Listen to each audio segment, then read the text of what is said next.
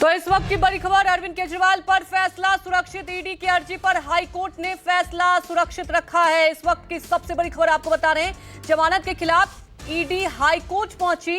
कल ही निचली अदालत से अरविंद केजरीवाल को बेल मिला, उसके खिलाफ ईडी हाईकोर्ट पहुंची। इस वक्त की बड़ी खबर आपको बता दें कि जमानत को हाईकोर्ट ने अभी सुरक्षित रखा है। इस वक्त की सबसे बड़ी खबर, अरविंद केजरीवाल पर फैसला सुरक्षित।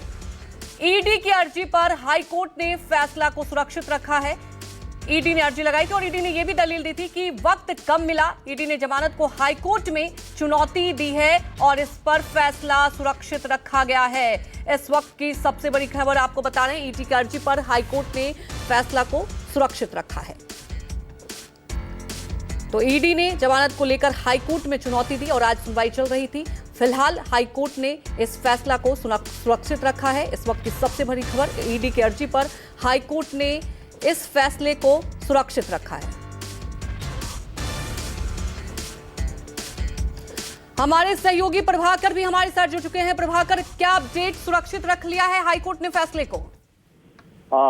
अरविंद केजरीवाल को जो जमानत मिली थी, उस जमानत पर स्टे के लिए जो ईडी आई थी और ईडी आज सुनवाई हुई और लंबी सुनवाई के बाद से, चूंकि ईडी की तरफ से ये कहा गया, एडिशनल सॉलिसिटर जनरल की तरफ से ये दलील दी गई कि कल ट्रायल कोर्ट ने उनको जमानत के विरोध करने का पर्याप्त समय नहीं दिया। वो चाहते थे कि इस मामले में कुछ अपनी लिखित दलीलें पेश करें, लेकिन कोर्ट ने उनको इसके लिए समय नहीं दिया था और इसी आधार पर हाईकोर्ट पर ये सुनवाई हो रही थी।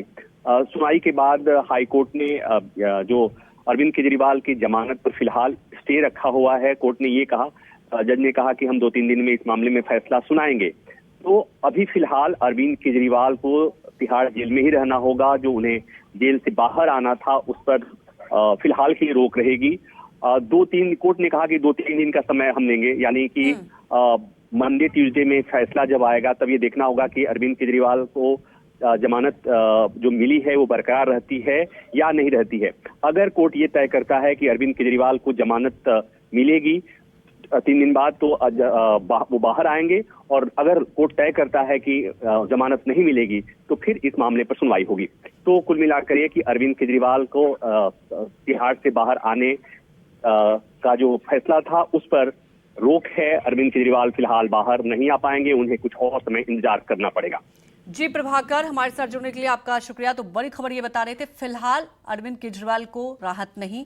आपको बता दें कि दिल्ली हाईकोर्ट ने फैसला सुरक्षित रखा है और इस पर आगे 2-3 दिन बाद सुनवाई होगी। तो आगे क्या होगा इस पर सबकी निगाहें, लेकिन अरविंद केजरीवाल को आज राहत नहीं मिली। ईडी की अर्जी पर हाईकोर्ट ने फैसला सुरक्षित रखा है। कल निचली अदालत से बेल मिल गई थी और आज आपको बता दें कि दिल्ली हाईकोर्ट में ईडी की तरफ से चुनौती दी गई थी। आज उस पर फैसला सुरक्षित रखा गया है।